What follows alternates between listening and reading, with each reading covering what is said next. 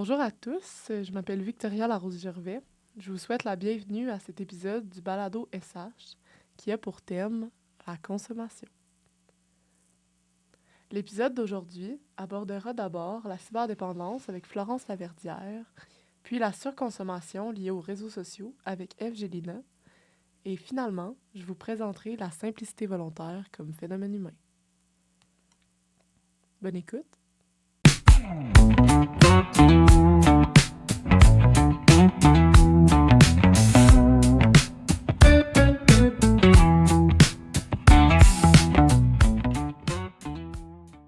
Bonjour, donc mon nom est Florence Laverdière et moi je vais vous parler de la cyberdépendance.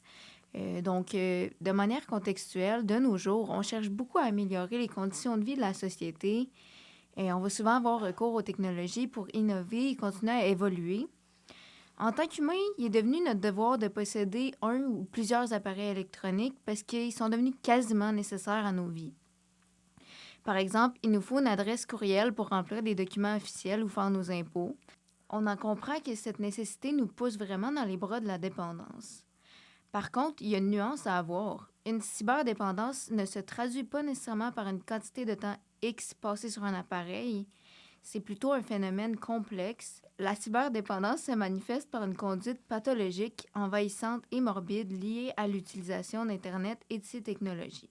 Pour être catégorisée de trouble, elle doit également engendrer des conséquences chez l'individu.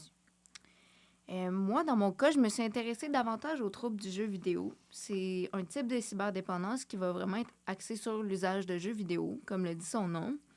C'est pas un trouble qui a été beaucoup étudié dans le passé, mais il prend de plus en plus d'ampleur avec le temps. L'entrée en vigueur des jeux d'immersion comme Fortnite et World of Warcraft a gravement augmenté la prévalence du trouble du jeu vidéo entre les années 2012 et 2018. Et fun fact, entre guillemets, dès 2018, ce trouble psychologique va faire son apparition dans l'OMS, qui est l'Organisation mondiale de la santé. Sur la même lignée, les compagnies d'Internet occupent un rôle majeur dans le maintien des cyberdépendances. Tout est réfléchi et pensé de façon à attirer les consommateurs. Pour en tirer le maximum de profit, les compagnies persistent, innovent et incitent à la consommation. Ce domaine de recherche se nomme la captologie et ça existe réellement. Je l'ai découvert pendant ma recherche. Les compagnies bénéficieront alors de découvertes scientifiques liées à la neuroscience ainsi qu'à la psychologie comportementale pour venir influencer notre consommation. Les jeux vidéo sont vraiment basés sur un système de renforcement. C'est ce qui nourrit la dépendance et lui permet de s'installer. Que ce soit les récompenses ou les scores, il y a toujours quelque chose qui va nous pousser plus loin, qui va nous pousser à continuer. Ça procure de la dopamine, l'hormone du bonheur. C'est un peu comme une drogue, c'est addictif. Certains individus y ont recours pour fuir le monde réel ou pour éviter d'avoir à affronter des émotions inconfortables. Ça peut expliquer pourquoi la présence de troubles de santé mentale comme la dépression, d'un milieu désordonné, par exemple un environnement familial tendu, et de traits de personnalité obsessionnelle, comme par exemple une peur de la solitude, est particulièrement fréquente chez ceux et celles qui sont atteints d'un trouble du jeu vidéo. Le trouble du jeu vidéo, même s'il impacte chaque individu de façon différente, peut venir avec une foule de conséquences potentielles. Par contre, comme le manifestent ceux qui en souffrent, il y a généralement poursuite du jeu en dépit des conséquences négatives qui s'ensuivent, ce qui est caractère vraiment typique des troubles de dépendance en général. Lorsque l'individu ne peut pas se connecter, ça se traduit par de l'inconfort, de l'agressivité et de l'agitation. Le jeu devient vraiment un besoin et, tout comme avec l'abus de substances, un arrêt immédiat entraîne des symptômes de sevrage. L'isolement peut être un facteur de risque vers une cyberdépendance, mais il peut également en être une conséquence. Plus précisément, la honte qui envahit le ou la souffrante provoque généralement un repliement. La personne peut devenir distante car elle souhaite dissimuler la présence de comportements pathologiques. Autrement, la présence de troubles du jeu vidéo peut affecter et altérer plusieurs autres sphères psychologiques. Par exemple, chez les 18 à 30 ans, cette dépendance peut s'accompagner d'une plus grande détresse psychologique, de symptômes d'alexithymie, qui est la cécité émotionnelle, donc une incapacité à ressentir les émotions, des symptômes de dépression et d'anxiété, une hausse de l'agressivité, une plus faible estime de soi ainsi que d'une plus faible résilience psychologique. Donc, ça inclut également des difficultés de concentration.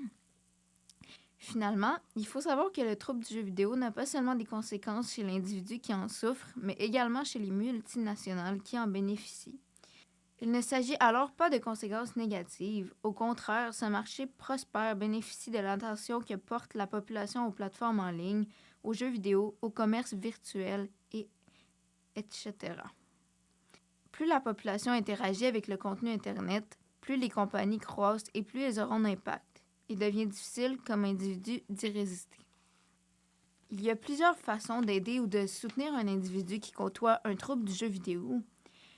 On n'ira pas trop dans les détails par rapport à ça, mais je tiens à insérer un petit extrait d'entrevue que j'ai eu avec Caroline Perron, une enseignante de psychologie au Cégep de l'Abitibi-Témiscamingue, qui me donne son avis professionnel concernant le traitement de ce trouble psychologique.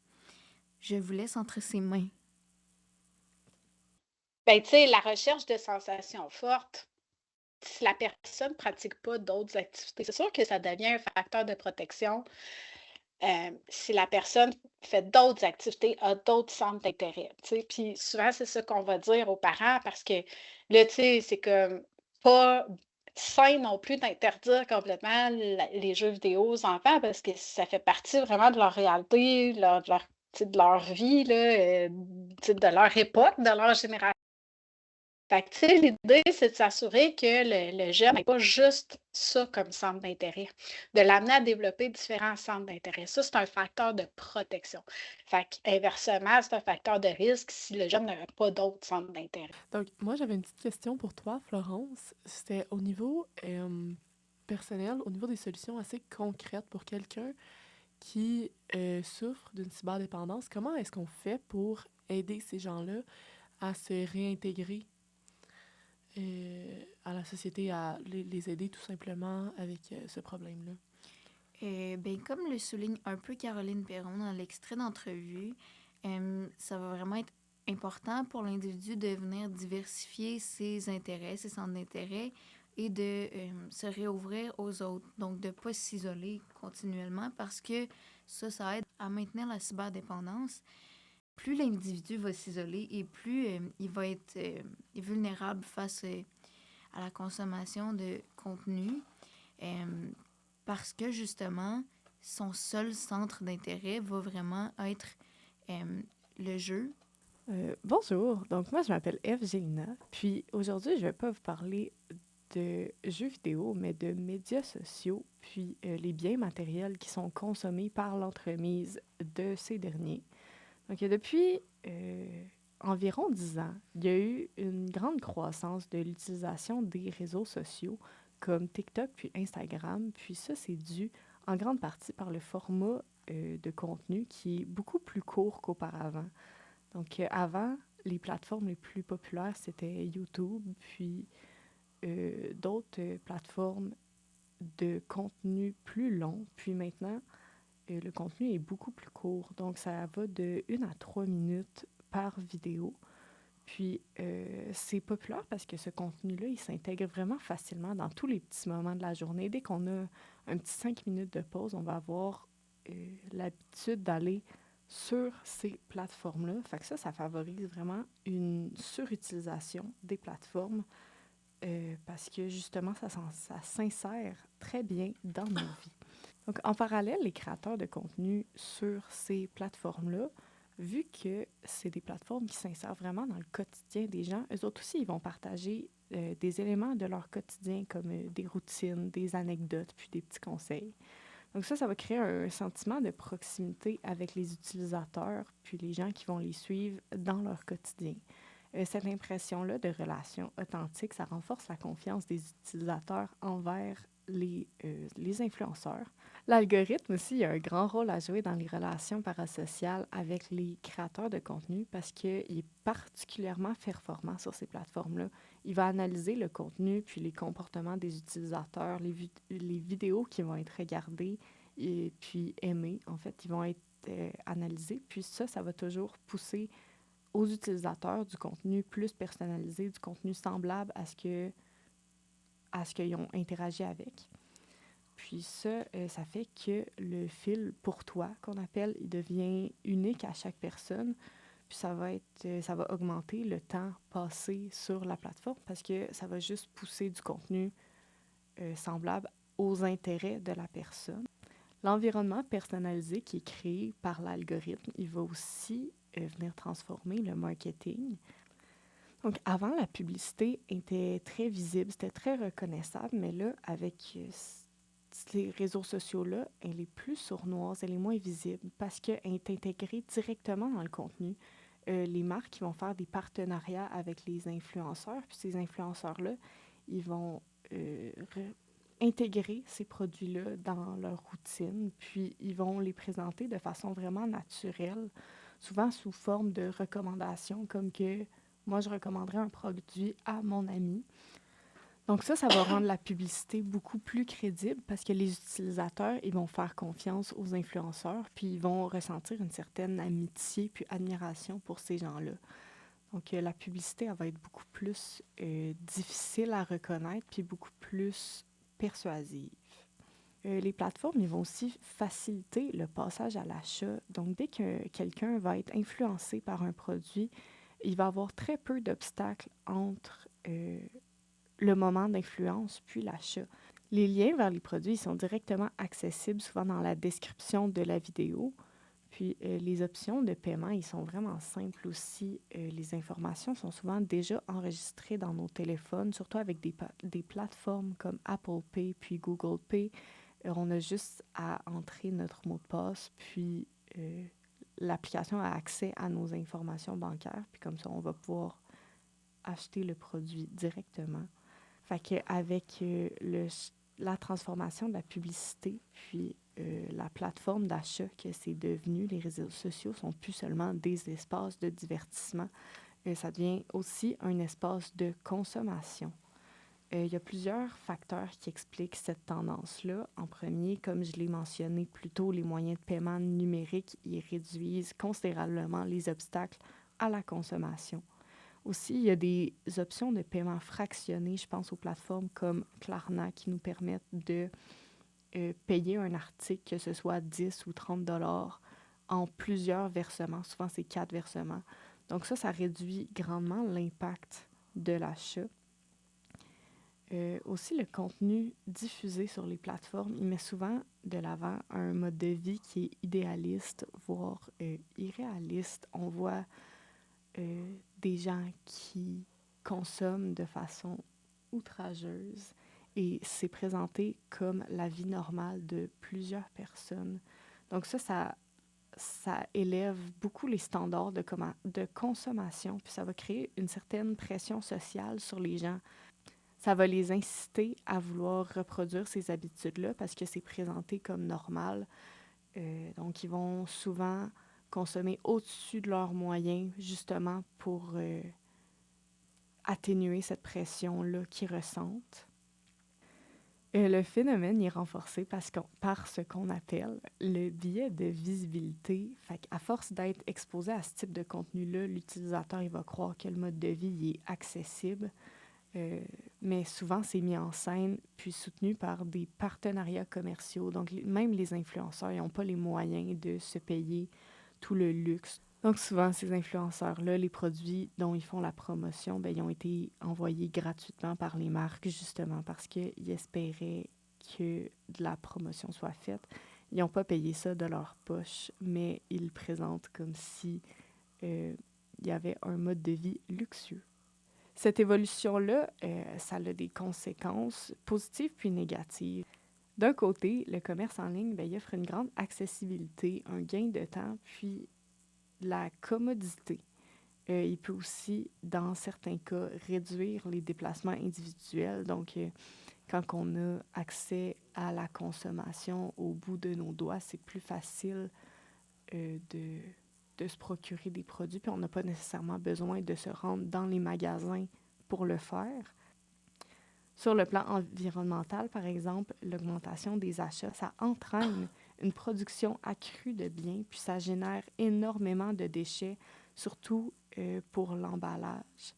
Ça cause aussi beaucoup de gaz à effet de serre à cause du transport des paquets qui ont été commandés sur les Internets. Sur le plan financier, pour les consommateurs, en particulier chez les jeunes qui sont beaucoup plus influençables que les adultes, ces derniers peuvent se retrouver à dépenser au-delà de leurs moyens parce qu'ils sont influencés à cause du contenu promotionnel qui est omniprésent sur les réseaux sociaux. Face à cette réalité-là, il y a certaines pistes de solutions qui peuvent être envisagées. Moi, je conseille d'avoir une utilisation plus consciente des réseaux sociaux. Ça peut passer par des alarmes, une limite de temps sur son téléphone, puis aussi de s'y tenir et de la respecter pour être plus conscient de la façon dont on utilise les réseaux sociaux. Je conseille aussi d'avoir une intention lorsque les plateformes sont ouvertes, de ne pas juste y aller parce qu'on est un petit peu ennuyé pour passer le temps, puis de se déterminer, en fait, un temps qu'on a envie de passer sur la plateforme. La sensibilisation aussi, ça joue un grand rôle, surtout auprès des jeunes. Ça a déjà été implanté. Moi, je me souviens à l'école, on me parlait d'une utilisation responsable des réseaux sociaux. Les parents aussi, ils ont un grand rôle à jouer dans l'utilisation des réseaux sociaux des plus jeunes. Quand que les enfants ils voient leurs parents être pendant des heures sur les réseaux sociaux, ben ça les influence beaucoup. Puis, ça promouvoit une utilisation irresponsable des réseaux sociaux plus tard dans l'adolescence puis dans l'âge adulte. Donc, c'est important d'encourager des habitudes de consommation plus responsables puis une utilisation aussi responsable des réseaux sociaux. Donc, pour terminer, les réseaux sociaux, ils ont transformé notre rapport à la consommation. En fait, ils sont plus juste du divertissement. Ils influencent aussi directement nos décisions d'achat. Puis ça se fait de manière très subtile. Donc, c'est important de mieux comprendre ces mécanismes-là qui sont faits pour nous pousser à consommer. Puis ça permet de reprendre un certain contrôle sur notre consommation, puis d'adopter des comportements plus réfléchis. Merci beaucoup, Eve. Moi, j'avais une petite question. Au niveau de ce que tu as parlé tout à l'heure, tu nous as parlé d'algorithmes. Puis moi, je me demandais si justement le fait de se faire toujours promouvoir puis présenter des sujets puis du contenu qui nous plaît, est-ce que ça peut pas amener un petit peu les gens à s'isoler dans des chambres d'écho intellectuelles? Ben oui, en fait, vu que l'algorithme il est personnalisé à la personne, ça va montrer juste du contenu qui s'aligne avec ses idéologies. Puis ça peut être dangereux parce qu'on voit pas tous les côtés de la médaille.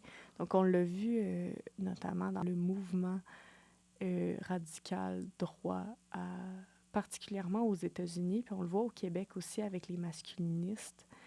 Le contenu qui est présenté, justement, il va s'aligner avec leurs valeurs, puis on va sentir un certain sentiment de validation. Puis ça peut proliférer des idéologies qui sont dangereuses. Puis, dans les dernières années, on a vu un certain recul des droits de la personne, puis de l'ouverture, surtout au niveau des droits des personnes LGBTQIA+. Donc, l'algorithme, c'est un couteau à double tranchant. Oui, ça nous présente du contenu qui nous plaît, mais ça peut aussi radicaliser assez rapidement une personne. Moi aussi, j'ai une petite question. Tantôt, tu parlais en fait, récemment, tu parlais de valorisation liée à la consommation. Est-ce que tu penses qu'il y a une part de la population qui est plus à risque par rapport justement à l'influence des réseaux sociaux? On va penser soudainement aux adolescents, mais est-ce que réellement c'est ça la réponse? C'est pas nécessairement juste les adolescents que ça touche aussi beaucoup les adultes, surtout dans la tranche, je dirais, des 25-45 ans. On a remarqué beaucoup de surconsommation liée aux réseaux sociaux dans cette tranche-là aussi. Ben, ce qui doit aussi être lié avec la tranche active des gens qui ont plus de moyens financiers pour consommer. Oui, c'est sûr. Les jeunes, ils ont moins de moyens aussi, puis ils ont été plus, je crois, conscientisés. Tu sais, comme je l'ai mentionné, moi, j'ai été conscientisée à l'école au primaire sur une utilisation responsable des réseaux sociaux. Fait que je pense que les adolescents, ils ont une consommation un peu plus responsable. Comme Victoria l'a dit, ils ont moins de moyens financiers. Ouais, c'est surtout les jeunes adultes. Comme je l'ai mentionné, de 25 à 45 ans, il y a une grande augmentation de la surconsommation et aussi du taux d'endettement dû aux réseaux sociaux. Est-ce que tu as une idée un peu de quels produits sont le plus sujets de promotion sur les réseaux sociaux? Donc, c'est ça va dépendre des intérêts de la personne, puis du contenu déjà regardé par la personne. Donc, chez les adolescents, il va y avoir beaucoup plus de maquillage, de vêtements. Ça va être très promu. Chez les gens plus avancés en âge, je dirais, ça va être plus les produits ménagers, les gadgets un petit peu de Fancy. cuisine. Pas juste chez cette tranche d'âge-là, mais il y a une grande promotion des produits souvent originaires de Chine, de basse qualité. C'est à cause de la plateforme TikTok que Temu a vraiment gagné en popularité. Puis c'est des produits qui sont vraiment pas de grande qualité et qui sont vendus à un bas prix, puis souvent qui utilisent de l'exploitation humaine. Chez les jeunes, il y a la plateforme Shein aussi qui a été beaucoup popularisée, qui est un petit peu le même principe, mais pour les vêtements. Bonjour. Moi, je voulais vous amener avec moi pour réfléchir ensemble sur le phénomène de la simplicité volontaire. Tout d'abord, ça commence par une petite contextualisation sur le principe de société de consommation. Parce que c'est évidemment, ça va ensemble. Donc, plus tôt avec Ève et Florence, on a parlé de pratiques de consommation, de surconsommation. Puis ça, évidemment, ça s'inscrit dans les rouages de la société de consommation qui, elle, est intimement liée au régime capitaliste. Ce qu'il faut savoir, c'est que le régime capitaliste il est maintenu grâce à l'idéologie que la croissance est synonyme de progrès. La société de consommation est fondée sur ce mythe-là, que c'est possible de toujours croître. Puis ce mythe-là, il est très important parce qu'il donne du sens à notre contrat social. L'idée qu'on doit travailler fort, ça nous permet d'avoir un taux de vie un niveau de vie qui est acceptable, et ainsi de suite. Puis c'est comme ça qu'on entre dans les rouages de la société capitaliste. Sur le plan historique, il est intéressant de savoir que la consommation se perpétue notamment parce que l'augmentation de la production de biens vers les années 1840 amène les classes plus aisées à consommer des biens plus luxueux et que les classes populaires, suivant leur désir de faire de même, se tournent vers des produits semblables, mais à moindre coût. Même s'il s'agit d'un phénomène récent à l'échelle de l'humanité, la société de consommation a été en mesure d'ébranler efficacement les écosystèmes naturels, les modes de vie, ainsi que les systèmes économiques, puis tout cela en moins d'un siècle. Les simplicitaires dénoncent que la société de consommation réduit les gens au statut de consommateur, que l'expression de leur personnalité ne peut s'y faire que par la consommation. Ce que je trouve fascinant, c'est que pour que des gens cautionnent d'acheter plus, en particulier des services professionnels, il a fallu leur faire perdre petit à petit leur foi en leur capacité de régler leurs problèmes de manière autonome. Donc, les phénomènes d'isolement et de consommation sont intimement liés, parce que, évidemment, l'un entraîne l'autre et ainsi de suite. La perte des solidarités nous cloisonne avec nous-mêmes, et à défaut de pouvoir compter sur les autres, les gens en viennent à croire qu'ils ne peuvent compter que sur ce qu'ils peuvent acheter pour régler leurs problèmes. Il faut également savoir que notre société de consommation en est également une dite de loisir. Toutefois, la notion de mérite y est fortement associée. Une société de loisirs, qu'on dit. Pour avoir accès à ces dits loisirs, il faut être en mesure de se les payer avec le gain de notre travail. Les loisirs sont donc devenus une des bases de la consommation. Les crises majeures contemporaines, environnementales, culturelles, démocratiques et sociales, sont en mesure de remettre en cause la possibilité de soutenir un régime où l'on promeuve une croissance économique sans limite. Ces dites crises montre également l'impertinence du concept de développement durable comme solution efficace. L'organisation d'une résistance contre la croissance absolue, préconisée par le système dominant, s'est érigée dans les années 70 et elle a permis l'émergence dans le monde de l'idée politique de décroissance et au Québec, de l'idée de simplicité volontaire. D'ailleurs, concevoir le modèle économique comme nous le faisons aujourd'hui nécessite de dissocier l'humanité de la nature et cela a un impact sur la manière dont nous conceptualisons la crise environnementale.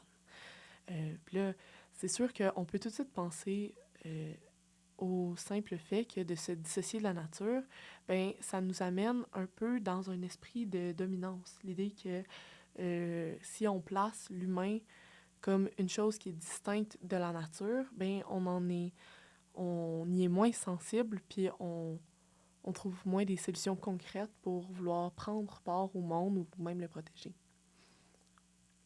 Gandhi peut nous amener à une analyse politique de la domination qui amène les projets impériaux, étant un des personnages historiques ayant inspiré les simplicitaires contemporains.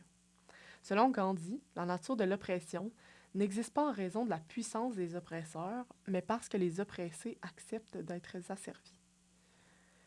Il est question, avec ce phénomène, de réduire sa consommation afin d'être en mesure de requérir moins d'argent et ainsi pouvoir se permettre de travailler moins afin de s'adonner à divers loisirs qui n'impliquent pas le travail.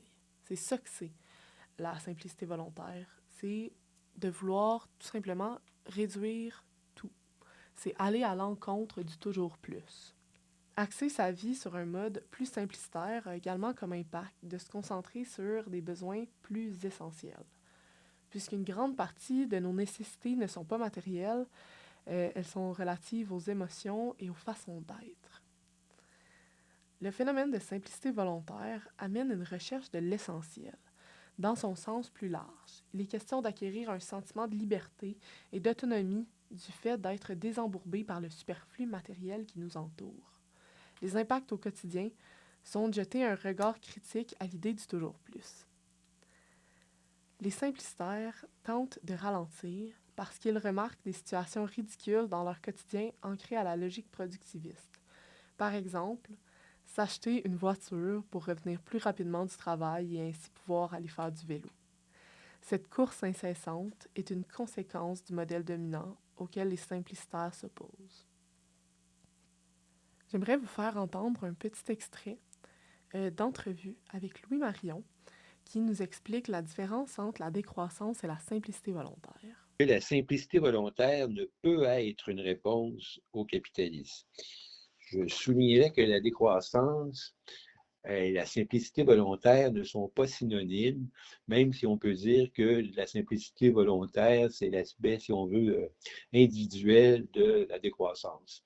Mais la décroissance, c'est un projet politique, tandis que la simplicité volontaire, je dirais, ça contribue d'une certaine façon à la croyance que les petits gestes peuvent faire une différence. Mais à mon avis, la simplicité volontaire ne peut pas changer le monde dans lequel on vit. Mais je dis pas que, je veux dire, c'est bien de ne pas toujours avoir besoin d'une machine pour faire quelque chose. Mais, par exemple, si je pratique la simplicité volontaire, je ne dépense pas, je n'achète pas grand-chose, mais à ce moment-là, j'économise. Et si l'argent que j'ai économisé est placé en banque, dans un fonds de pension qui investit dans les énergies fossiles, au final, on n'est pas plus avancé. Serge Mongeau, un des pères de la simplicité volontaire au Québec, qualifie le développement durable d'inflation sémantique. Il faut savoir que ça, c'est des termes qui sont peu anodins, parce que le langage, oui, c'est un outil de pouvoir. Donc, d'utiliser les termes développement durable, c'est de laisser croire que l'idée que tout peut croître est possible, que le capitalisme, c'est un système qui est durable, que l'exploitation des ressources naturelles de manière avide, c'est une chose qui est durable, sauf que ce développement-là a des coûts. Puis, la croissance, c'est pas toujours synonyme de progrès.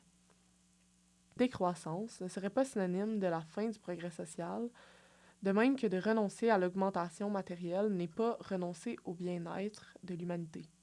Les militants du mouvement de décroissance ne présentent pas l'idéologie comme la fin du monde, mais seulement comme la fin d'un monde. Oui, merci. C'était vraiment intéressant. Je trouve que ça apporte des belles solutions aux problèmes qu'on a présentés. Je me demandais s'il y avait des outils concrets pour adopter la simplicité volontaire. Puis par des outils, je veux dire, est-ce qu'il y a des manières de modifier sa façon de penser ou des règles à suivre? Il faut savoir que la simplicité volontaire, c'est un volet qui est très, très individuel, comparativement à la décroissance, qui est une idée politique, donc qui vient avec un système, des institutions, puis une manière d'imaginer le vivre ensemble. La simplicité volontaire, c'est complètement individuel comme concept. Donc, je pense que les tenants principaux de cette idée-là sont dans la réduction de la consommation. Puis tantôt, on parlait justement de surconsommation, des enjeux liés au fait de se comparer aux autres qui ont l'air d'avoir une vie plus enviable, plus idéalisable que la nôtre. Donc, la simplicité volontaire, c'est vraiment de consommer moins puis de travailler moins. Puis ça, comment c'est possible dans la vie de tous les jours? Ben, j'ai envie de me dire qu'il y a des gens qui font les choix de s'orienter vers tel ou tel métier, de faire, tu sais, ça, de développer telle ou telle carrière. Et on a quand même plusieurs choix qui s'offrent à nous, autour de nous. C'est vraiment de repenser notre consommation, puis de se demander qu'est-ce qui, dans ce portrait-là, m'est réellement nécessaire. Pour ne pas dire, en as-tu vraiment besoin? C'est vraiment intéressant comme concept et je pense que plusieurs personnes bénéficieraient changer leur façon de penser par rapport à ce qui est nécessaire. Merci à tous pour l'écoute.